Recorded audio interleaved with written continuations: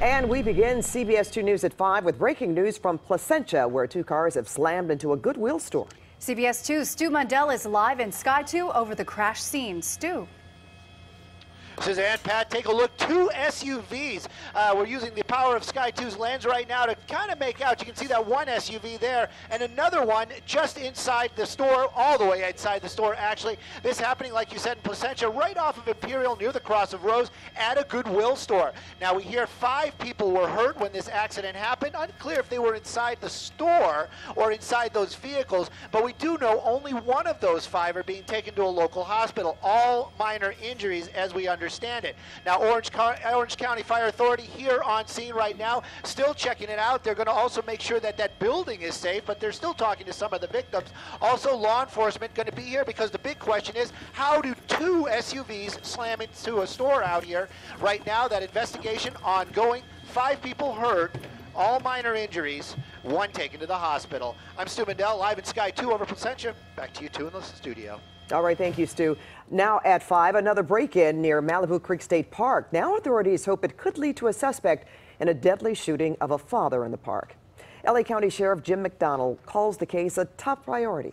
And now investigators say there's video from the latest break-in. And CBS 2's Dave Lopez is live in Calabasas with the latest. Dave?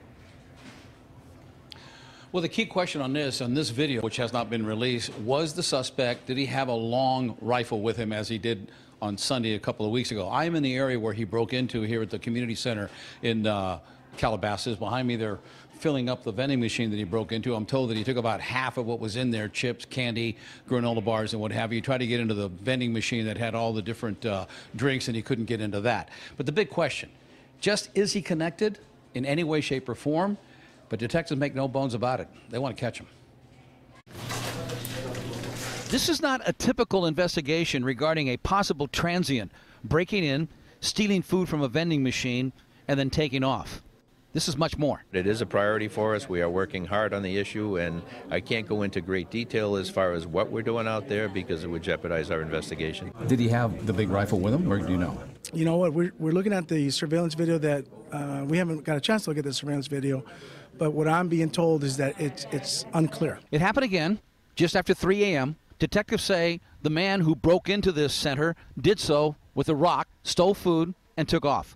All of it caught on security video, which won't be released. Early morning on September 30th, in this business, not far from the Calabasas Community Center and not far from Malibu Creek State Park, a break-in. A man dressed head to foot in army fatigues, face hidden, breaks in and steals food.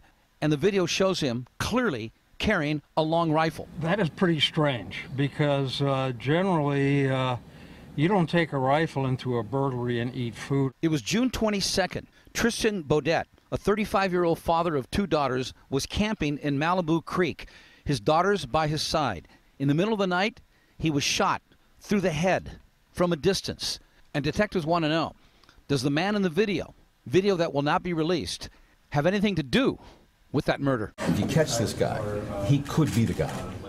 You know, certainly we're out there looking to try and find whoever it is or if there's more than one person for doing the things that have been done out there. 3 times since Baudet was killed, dogs, along with sheriff deputies on foot, have scoured the hills in and around the campsite.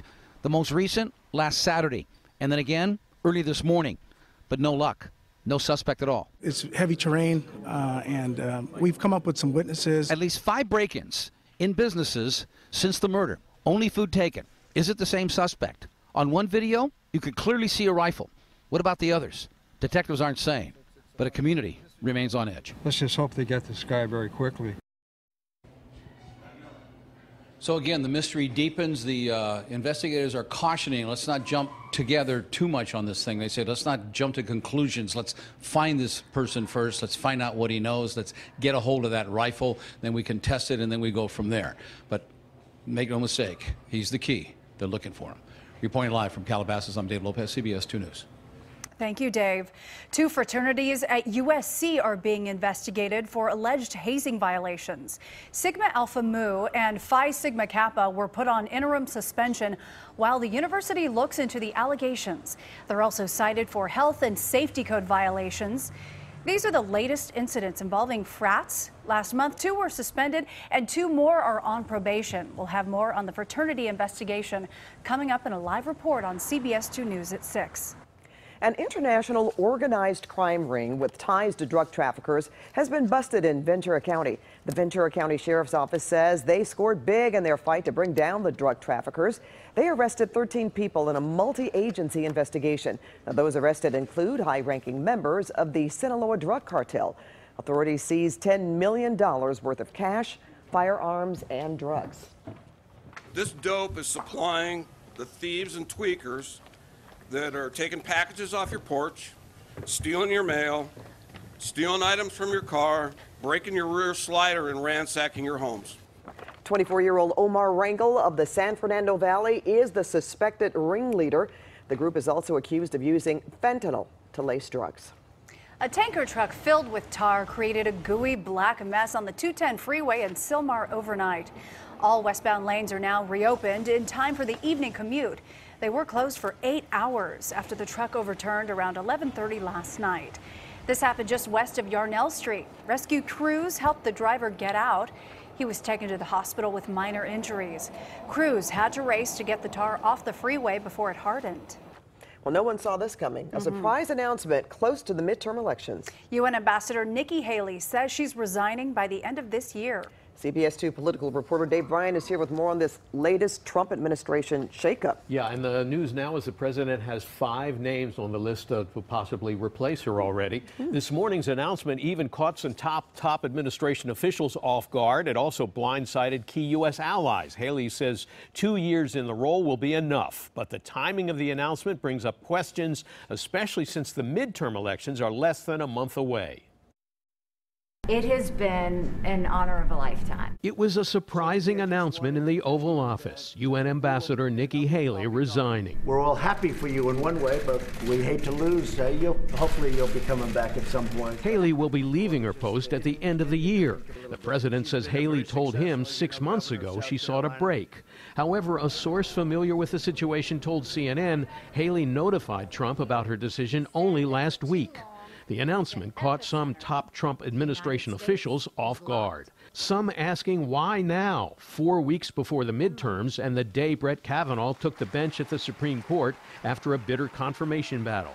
The former South Carolina governor well liked in the UN while navigating the Trump shift in U.S. foreign policy. The Secretary General wishes to express his deep appreciation for the excellent cooperation and support that Ambassador Haley has always demonstrated. And seen as a moderating voice. Nikki Haley was generally seen as one of the grown-ups in the Trump administration, somebody who was a very skillful politician, able to get along with President Trump, but also to cultivate a separate identity. Haley had praise for her boss. Now the United States is respected.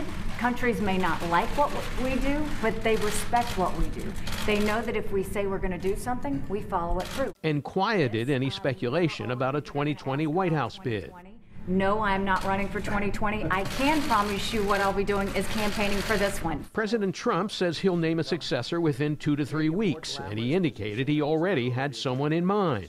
His daughter, Ivanka. The people that know that Ivanka would be dynamite. I think Ivanka would be incredible. That doesn't mean I'd pick her because you'd be accused of nepotism, even though I'm not sure there's anybody more competent in the world.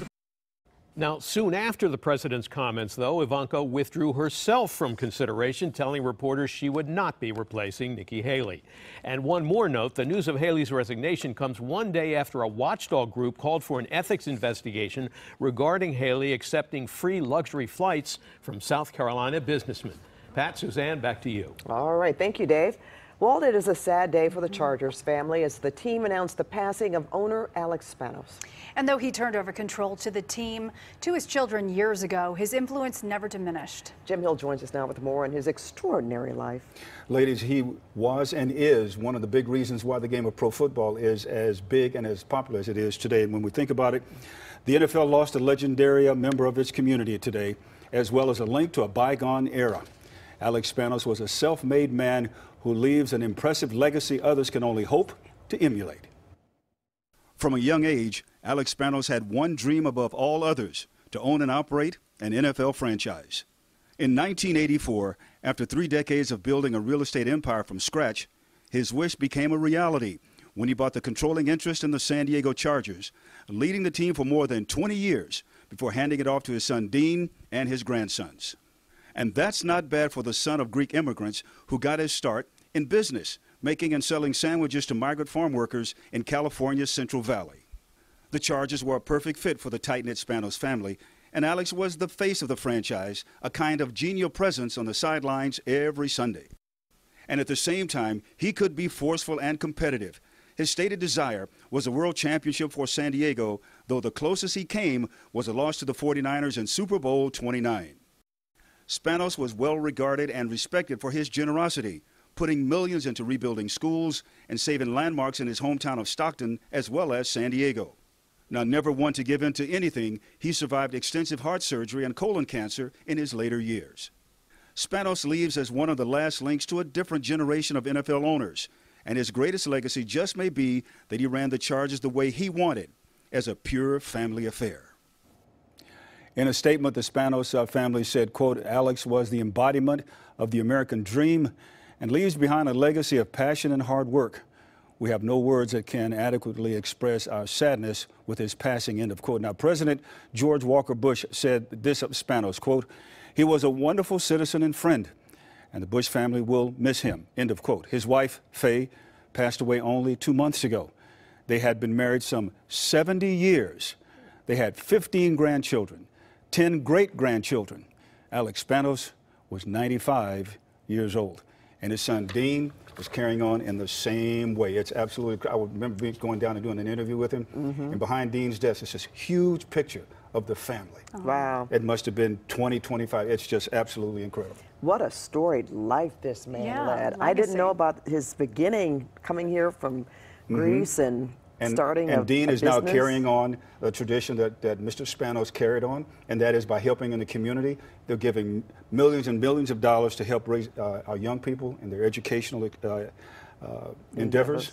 We're just lucky to have them in our community, that's for sure. Oh, thank you, Jim. Okay. Well, ahead here at 5, the Diocese of San Bernardino releases a list of dozens of priests accused of sexually abusing children. Plus, Hurricane Michael is upgraded as it barrels toward Florida's Gulf Coast. See the frightening conditions on board a cruise ship caught in the storm's path. And spotting sharks before they spot you. An up-close look at the detection system that will protect swimmers off the coast of Orange County. Plus this. And I'm Michelle Gillette live in Downey. There is always a crowd at Porto's, but what if you didn't have to wait in line for these delicious pastries? I'll give you the scoop up next. Hey everybody, I'm Garth Kemp. Coming up, we'll talk about our weather. Still looks great out there. Plus we'll talk about the hurricanes as well. It's all coming up.